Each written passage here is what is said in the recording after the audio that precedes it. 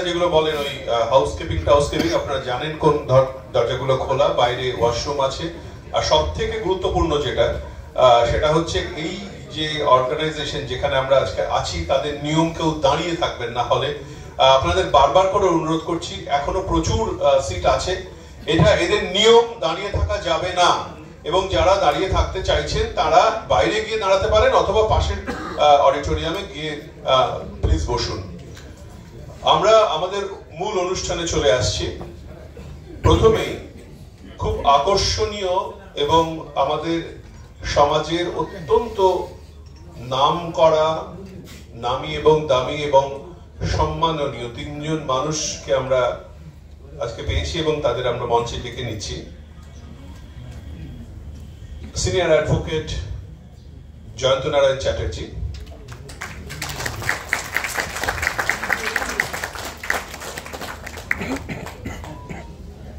শ্রী অম্বিকেশ মহাপাত্র। কতগুলো নাম, শুধু নামই কয়েকটা সময়ের এক একটা যুগের সীমানা নির্ধারিত করে। আমাদের মনে হয় এই নামগুলো সেরকম। প্লিজ আপনারা একটু যদি স্টেজে বসেন।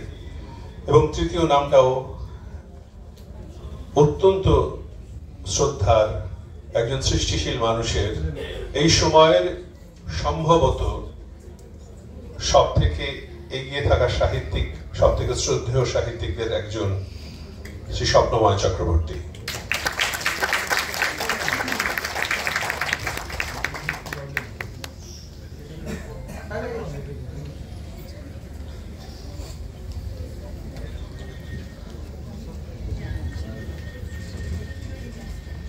সমাজের তিনটি দিক থেকে তারা এসেছেন এবং এই পুরো ঘটনাটা তারা তাদের মতো করে আজকে আমাদের সামনে রাখবেন।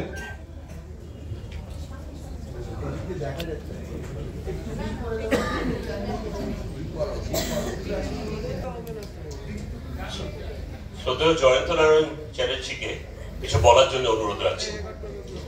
সবার কাছ থেকে ক্ষমা চেয়ে রাখছি। আমরা যে কনভেনশনটা করার কথা বলেছিলাম হুমকি সংস্কৃতির বিরুদ্ধে, তাতে অভূতপূর্ব সাড়া পেয়ে আমরা অত্যন্ত আপ্লুত, গর্বিত। তাই সবাই যখন এসে পড়েছেন তখন একটা বক্তব্যের একটা সময়সীমা আমরা রেখেছি, একটা বেল বাজবে। প্লিজ আমাদের ক্ষমা করে দেবেন। তার মানে কি, আমরা আবার বলছি, আমরা রেজিমেন্টেড নই, অত সাথে সাথে এরকম সাইন্টিফিক প্রেজেন্টেশনের মতো বন্ধ করে দেওয়া হবে না, কিন্তু একটা জাস্ট রিমাইন্ডারের জন্য। নমস্কার। যারা মঞ্চে আছেন এবং যারা সামনে আছেন তাদের সকলকে নমস্কার জানাই। আমি শুধু একটা অনুরোধ করব যে আমার বক্তব্য ভালো লাগুক বা না লাগুক, আপনারা কেউ হাততালি দেবেন না। মানে আমরা যে বিষয়টা নিয়ে আজকে আলোচনা করতে এসেছি, এখানে হাততালিটা একদম শোভা পায় না। আর বিশ্বাস করুন, এখানে শুধু একজনের মৃত্যু নিয়ে আমরা আলোচনা করব না, অন্তত আমার জানা এখানে আরো একজনের মৃত্যু ঘটেছে, তার নাম পঙ্কজ দত্ত। অর্থাৎ শুধু একজন নয়, এখানে আরো একটা মৃত্যুকে আমি নিজে ব্যক্তিগতভাবে মনে করি যে এ কারণেই ঘটেছে। কাজেই হাততালি নয়, ভালো লাগলে ভালো, ভালো না লাগলে সেটা আমার আমার অক্ষমতা। প্রথমে আমি বলবো যে নামটাতে আমার একটু আপত্তি আছে। এখানে বলা আছে against the culture of threat. Threat কখনো কোনো কালচার হতেই পারে না। আমি আইনের ছাত্র, আমি মনে করি এটা একটা অপরাধ। যখনই কাউকে থ্রেট করা হবে সেটা একটা অপরাধ। এটা আবার কালচার কি? আনকালচার, অপসংস্কৃতি শব্দটা আপনারা অনেক আগে থেকে জানেন, কিন্তু এটা একটা অপরাধ। ভারতীয় দণ্ডবিধিতেও অপরাধ ছিল, ভারতীয় ন্যায় সংহিতাতেও অপরাধ। আর একটা কথা, কৌশিকদা তুমি বলছিলে যে এখন বোধহয় একটা বিশেষ শব্দ করে অভয়া শব্দটা উচ্চারণ করা যাবে না। আমি বিশ্বাস করি এই মুহূর্তে জাস্টিস শব্দটা উচ্চারণ করা যাচ্ছে না। জাস্টিস শব্দটাতেও কিন্তু প্রশাসনের একটা ভয়, তার একটা অন্যতম নিদর্শন দিই। আপনারা সকলে জানেন যে ত্রিধারার সামনে থেকে 9টা ছেলেকে ধরে নিয়ে যাওয়া হয়েছিল এবং তারা কি চেয়েছিল? জাস্টিস। জাস্টিস চাওয়াটা কি একটা অপরাধ? আর আমি এবং শীর্ষেন্দু এখানে বসে রয়েছে, আমরা আপনাদের মনে থাকতে পারে সপ্তমীর দিন সারা রাত আমরা মহামান্য চিফ জাস্টিসের অফিসকে ইমেল করি এবং জানাই আমরা মামলা করব। কারণ সপ্তমীর দিন রাতে যখন তার জামিনের আবেদন কতগুলি ছেলে নাকচ হয়ে গেল, তখন কোর্টে যাওয়ার সময় নেই, কারণ কোর্টে তখন পূজা ভ্যাকেশন। এতদিন সবাই বলতো আইন বড়লোকদের জন্য, আইন প্রভাবশালীদের জন্য। এই প্রথম অষ্টমীর দিন মহামান্য কলকাতা হাইকোর্টের দরজা খুলে গিয়ে দিয়েছিল এবং অষ্টমীর দিন বেলা দুটোই আদালত বসেছিলেন। আদালত বসা মানে একজন লোক বসা নয়, একটা সিস্টেম চালু হওয়া, লিফট চালু হওয়া, লোক চলে আসা, কোর্ট অফিসার চলে আসা, পেশকার চলে আসা, ডিকটেশন নেবার জন্য স্টেনোগ্রাফার আসা এবং সে অর্ডার ছেপে বেরোনো। আমার মনে আছে আমরা সারা রাত, আমরা পুজোর সময় সপ্তমী, চারিদিক ফাঁকা, সমস্ত কিছু বন্ধ, আমরা ওই মেল করতে থাকি সারা রাত ধরে। রাত 2:30 সম্ভবত চিফ জাস্টিসের অফিস থেকে রেসপন্স আসে, হ্যাঁ তোমরা করো। প্রথমে আমরা ভেবেছিলাম আমরা বেলের মামলা ফাইল করব, কিন্তু সার্টিফাইড কপি আমরা পেলাম না, সব বন্ধ হয়ে গেছে, যাকে বলে ঝাঁপ বন্ধ হয়ে গেছে। আমরা আবার মেল করলাম যে আমরা রিভিশন করব।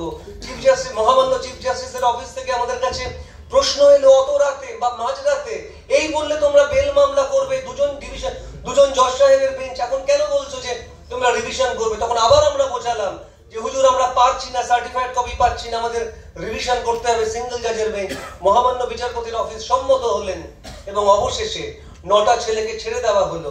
শুধু কি তাই, একটু আগে অর্জুনদার টি শার্টে যখন আপনারা অডিও ভিজুয়ালটা দেখাচ্ছিলেন, সেখানে দেখছিলাম যে লেখা রয়েছে শিরদাঁড়া বিক্রি নেই। শিরদাঁড়া বিক্রি নেই এই টি শার্ট পরে কার্নিভালে যাওয়ার জন্য ডক্টর তপব্রত রায়কে অ্যারেস্ট করা হয়েছিল। আবার আমরা মহামান্য আদালতে যাই এবং তার সে মামলা স্টে করে আনি।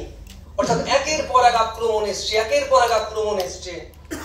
কাজেই শুধু যে অভয়া একটা শব্দ উচ্চারণ করা যাচ্ছে না তা নয়, জাস্টিস শব্দটাও এখন কিন্তু যথেষ্ট শিরোপীড়ার কারণ হয়ে দাঁড়িয়েছে। বিশ্বাস করুন, আমাকে সবাই বলতেন কয়েক মাস আগেও যে জয়ন্তবাবু কিছু হবে, জয়ন্তবাবু কিছু হবে। আমি বলতাম হবে, অবশ্যই হবে। রেড রোডের ধারে যখন একটা মহিলা ডেড বডি পাওয়া গেল আনআইডেন্টিফাইড, পুলিশ সন্ধান করে তদন্ত করে বের করেনি কে খুন করেছে, তাহলে একটি মেয়ে যে কর্তব্যরত অবস্থায় হাসপাতালে একটা ক্লোজড সারফেসে মারা গেল, তার অপরাধীদের বের করা কি খুব কঠিন? আমি বলতাম হবে, পারে। আপনারা সকলে জানেন, আপনারা ডাক্তার মানুষ, যে আমরাও বিশ্বাস করি যে মৃতদেহ কথা বলে। একটা মৃতদেহ দেখলে বোঝা যায় তাকে কি, তার উপরে কি ধরনের আক্রমণ হয়েছে, তার নেইল ক্লিপিংসে কারো টিস্যু বা কারো চামড়া লেগে রয়েছে কিনা, বা যদি ধরা যাক যে মৃতদেহটা, যেমন এখানে অভিযোগ উঠছে যে মৃতদেহ দ্রুত দাহ করা হয়েছে, পোস্টমর্টেমেও কারুকার্য করা হয়েছে, তখনও আমরা বলতাম যে প্লেস অফ অকারেন্স কথা বলে। ঠিক আছে, মৃতদেহ সরিয়ে দাও, প্লেস অফ অকারেন্স দেখেও বোঝা যায় যে কিভাবে তার উপরে আক্রমণ হয়েছে, আক্রমণকারীরা সংখ্যায় কত, ফিঙ্গারপ্রিন্ট পাওয়া গেল কিনা, ফুটপ্রিন্টস পাওয়া গেল কিনা, কজন ঢুকেছিল ঘটনাস্থলে। আশ্চর্য ব্যাপার, এখন জানছি প্লেস অফ অকারেন্সটাও নাকি ভুল, যা প্লেস অফ অকারেন্স দেখানো হচ্ছে সেটাও নাকি ভুল। আজকে আমি তো ভুলেই যাই আসলে এই একটা ঘটনা যার যে কত শুরু আর কত শেষ তা গুণে শেষ করা যায় না। কখনো মনে হচ্ছে শেষ, আবার জেগে উঠলো, কখনো মনে হচ্ছে শুরু হবে, হঠাৎ শেষ হয়ে গেল, আমরা ধরতেই পারছি না। আমরা সাধারণ মানুষ। কিন্তু একটা জিনিস খুব গুরুত্বপূর্ণ, যে এই ঘটনাটা আমাদের অনেকের পেছনেই শিরদাঁড়া গুঁজে দিয়ে গেছে। এরকম গণজাগরণ আমরা আগে দেখিনি। আমি এবং শীর্ষেন্দু, আমাদের মনে আছে আমরা কামদুনির মামলাতেও আমরা সেই বাড়িতে গিয়েছিলাম এবং তারপর তখনও একটা অভিযোগ উঠেছিল, এবং কার বিরুদ্ধে অভিযোগ উঠেছিল সে নাম আর করার দরকার নেই, কিন্তু অভিযোগটা উঠেছিল তথ্য প্রমাণ লোপাটের। তখনও তথ্য প্রমাণ লোপাটের অভিযোগ উঠেছিল এবং এখনো উঠলো। মাঝখানে অনেক ঘটনা ঘটে গেছে, কখনো মধ্যমগ্রাম, কখনো বারাসাত, কখনো মালদা, কোথাও বিবস্ত্র করে হাঁটানো হয়েছে, কোথাও তপশিলি জাতি ও উপজাতির মানুষদের নাকখত দেওয়ানো হয়েছে। একের পর এক ঘটনা, একের পর এক ঘটনা। কিন্তু কি আশ্চর্য, যাদের উপরে আমাদের আস্থা ছিল যে তাঁরাই অপরাধীদের ধরবেন, কখনো কখনো অভিযোগ উঠছে, বাবা আমি কোনো দায়িত্ব নেব না, কিন্তু অভিযোগ উঠছে যে তাঁরাই আবার নাকি অপরাধীদের আড়াল করবার জন্য ঝাঁপিয়ে পড়েছেন। কেন আমি জানি না, কিসের দায়? একজন অফিসার ইনচার্জকে অ্যারেস্ট করা হলো, এটা কি বোঝা যায় না যে অফিসার ইনচার্জ কারণ নির্দেশ ছাড়া এমন করবেন না? যখন ধরা হলো এতগুলি দিন তিনি জেলে রইলেন, দায়টা কিসের আমরা বুঝতে পারছি না। কিন্তু কামদুনি থেকে আজ অব্দি অভিযোগ সর্বত্র একই আসছে, যে তথ্য প্রমাণ লোপাটের। আপনারা জানেন কিনা জানি না, আমি নিজে অভয়ের মা বাবার বাড়ি গিয়েছিলাম এবং তাদের সঙ্গে কথাও বলেছিলাম। কতগুলো প্রশ্ন আমার মনেও জেগেছিল, আমি শেয়ার করেছিলাম যে যেখানে মহামান্য সুপ্রিম কোর্টে আদালতে লাইভ স্ট্রিমিং হচ্ছে, সেখানে শিয়ালদা কোর্টে আদালতে লাইভ স্ট্রিমিং এর অসুবিধাটা কোথায়? আর বিশেষ করে যখন ভিকটিম বেঁচে নেই, যদি ভিকটিম বেঁচে থাকতো, তাকে অশালীন প্রশ্ন করা হতো, তখন আমরা ইন ক্যামেরা একটা আবেদন করে, আমরা বলি ইন ক্যামেরা, অর্থাৎ একটা বন্ধ ঘরের মধ্যে মামলা শুনানি হোক, এই আবেদন করি। এখানে তো সে প্রশ্ন নেই। এখানে তো একাধিক মিটিং কিন্তু হয়েছে, যা লাইভ স্ট্রিমিং হয়েছে, তাহলে এখানে অসুবিধাটা কোথায় ছিল? শুধু তাই নয়, একের পর এক প্রশ্ন তুলে তুলে আমি মনে করেছিলাম যে আপনাদের কিন্তু এক্ষুনি মহামান্য হাইকোর্টে যাওয়া উচিত। তারা গিয়েছেন, কিন্তু আমার মনে হয় আরো আগে যাওয়া উচিত ছিল। কিন্তু একটা কথা না বললে হবে না, গণজাগরণটার কথা বলতে হবে। এরকম দৃশ্য আমরা আগে দেখিনি, যেখানে রাত জাগছি আমরা, রাতের পর রাত। আমি নিজে প্রায় 14টা এরকম রাত জাগার অনুষ্ঠানে আমি পার্টিসিপেট করেছিলাম। আমার মনে আছে রাসবিহারীতে অনেক রাত্রে আমরা যখন মিটিং করছি, বাস দাঁড়িয়ে গেল, গাড়ি দাঁড়িয়ে গেল, মানুষ কেউ বিরক্ত হচ্ছেন না, প্রত্যেকে ওখানে বসে বসে বলছেন we want justice, we want justice. সেই দৃশ্যটা কি আপনারা ভুলেছেন? যেখানে 85 বছরের এক বৃদ্ধা মহিলা, ডাক্তারবাবুরা মিছিল করে আসছেন বলে এক থোকা গোলাপ ফুল নিয়ে দাঁড়িয়ে রয়েছেন। এরকম দৃশ্য তো আমরা আগে দেখিনি। আপনি ফেসবুকে সেই দৃশ্যটাকে ভুলে গেছেন, যেখানে 3 বছরের একটা বাচ্চা মেয়ে আধো আধো স্বরে we want justice, we want justice বলতে বলতে হাঁটছে। আপনারা কি ভুলে গেছেন? নিশ্চয়ই ভুলেননি। আপনারা কি এটা ভুলেছেন যে লালবাজার অবরোধের দিন ডাক্তারবাবুরা বসে পড়লেন রাস্তার উপরে, সারা রাত তারা কাটিয়ে দিলেন রাস্তার উপরে, ভোরবেলায় কি যেন জাতীয় সঙ্গীত বাজিয়ে দিলেন, ওপাশে পুলিশ দাঁড়িয়ে উঠলো অ্যাটেনশন করে, এপাশে ডাক্তারবাবুরা উঠে পড়লেন। এই দৃশ্য আমরা আগে দেখিনি। কারণ কি? কামদুনির সময় যখন এত মানুষ বেরোয়নি, তখন এত মানুষ আজকে বেরোলেন কেন? তার কারণ একটাই, ওই যে একটু আগে কৌশিকদা বললে, কৌশিকদা বলে কি ঘন্টাটা কি মানে শেষ করতে হবে? অলরাইট, থ্যাংক ইউ, আমি আর বেশিক্ষণ বলবো না। কিন্তু একটা কথা কৌশিকদা, তুমি তোমার কবিতায় বলছিলে যে ঘরই জ্বলে। ইয়েস, ঘর জ্বলছে। কদিন আগে যে আগুন লেগেছিল দূরে, কামদুনি, আমরা মনে করেছিলাম বারাসাতের অনেক পরে, অনেক দূরে, ওই আগুন আমার বাড়িতে আসবে না। আজকে আমরা সাধারণ মানুষ মনে করছি আগুন এসে গেছে আমার ঘরে। আজকে আমার বাড়ির মেয়েটাও কিন্তু আর সিকিউর নয়। আমার বাড়ির মেয়েটাকেও কিন্তু টেনে নিয়ে যাওয়া হতে পারে যখন তখন। শুধু কি মেয়েরা বেরিয়েছিলেন? বাবাকে দেখেছি তার মেয়েকে নিয়ে আসতে রাত জাগার এই অনুষ্ঠানগুলোয়, দাদাকে দেখেছি তার বোনকে নিয়ে আসতে সাইকেলে করে, কোথাও গাড়িতে করে, কোথাও স্কুটার বাইকে করে রাত জাগাতে পার্টিসিপেট করানোর জন্য। ছেলেরাও তো রাত জেগেছেন, কারণ প্রতিটা মানুষ মনে করেছেন তার বাড়িতে এবার আগুনটা ছড়িয়ে পড়ছে, তার বাড়িতে এবার আগুনটা ঢুকছে। আর যাদের আমরা মনে করি রক্ষক, যাদের আমরা মনে করি রক্ষাকর্তা, যাদের আমরা মনে করি আমাদের বাঁচাবে, তদন্ত করে সঠিক তথ্য বের করবে, তাদের উপরে আমরা ভরসা রাখতে পারছি না। সিবিআই এর হাতে জাদুদণ্ড নেই, এটা আমরা জানি। সিবিআই যে কোনো ম্যাজিক করে দেবে, এটা আমরা বিশ্বাস করি না। কিন্তু এটাও সত্যি যে আমরা দৌড়ে দৌড়ে সিবিআই এর চাইতে যাই। একটা তদন্তকে আমরা মনে করি রাজ্য পুলিশ প্রভাবিত হতে পারে, সিবিআই এর কাছে গেলে অনেক একটা সৎ, সুষ্ঠু, নিরপেক্ষ তদন্তের ফল আমরা পাবো। কিন্তু এখানে পেলাম না। আশ্চর্য ব্যাপার, যেটা সকলে বলছেন যে ওখানের ঘটনাটা একজনের পক্ষে সম্ভব নয়, এটা সিবিআই দিল না কোনো, আর মানে সততার সঙ্গে কোনো তদন্তের ফল দিল না। এবং একের পর এক অপরাধী টেকনিক্যাল কারণে তারা জামিন পাচ্ছেন। টেকনিক্যাল কারণ, এটা ভাবা যায়? মহামান্য সুপ্রিম কোর্টে আমরা যখন যেতে দেখলাম, সেখান থেকেও আশানুরূপ কোনো ফল এলো না বলে আমরা মনে করছি। দেখুন যা দিনকাল করেছে, সরাসরি আমার কথা এটাই বললে খুব বিপদ, কিন্তু কাজেই একটু ঘুরিয়ে ফিরিয়ে বলতে হবে, যাতে সরাসরি আগুনটা না আসে। কাজেই আমিও বলছি এটা তো আশানুরূপ ছিল না। এমন তো হতে পারতো যে একের পর এক অপরাধীকে ধরা হচ্ছে, একের পর এক অপরাধী জেলের মধ্যে থাকছে, কিন্তু তা হলো না। রোজই আমরা মনে করতাম আজকে কিছু হবে, আজকে কিছু হবে, সুপ্রিম কোর্টে মামলা আছে, কিছু একটা হবে, হাইকোর্টে মামলা আছে, কিছু হবে। নয়, এদিকে বিচার শেষ, তাহলে আপনি কবে সাপ্লিমেন্টারি চার্জশিট দেবেন? সাপ্লিমেন্টারি চার্জশিট দেওয়ার পরে আবার নতুন করে তদন্ত শুরু হবে, আবার কেউ গ্রেফতার হবে, আবার বিচার শুরু হবে। এটা কি সম্ভব? যা হচ্ছে একটা ইউনিক। কিন্তু এটা ঠিক, শেষ করব আমি এই বলে যে দুর্গার হাতেই অসুরের পতন হয়েছিল। যদি একে আপনি দুর্গা মনে করেন, তাহলে আমরা অপেক্ষা করছি অসুরের পতনও হবে, আজ হোক আর কাল হোক।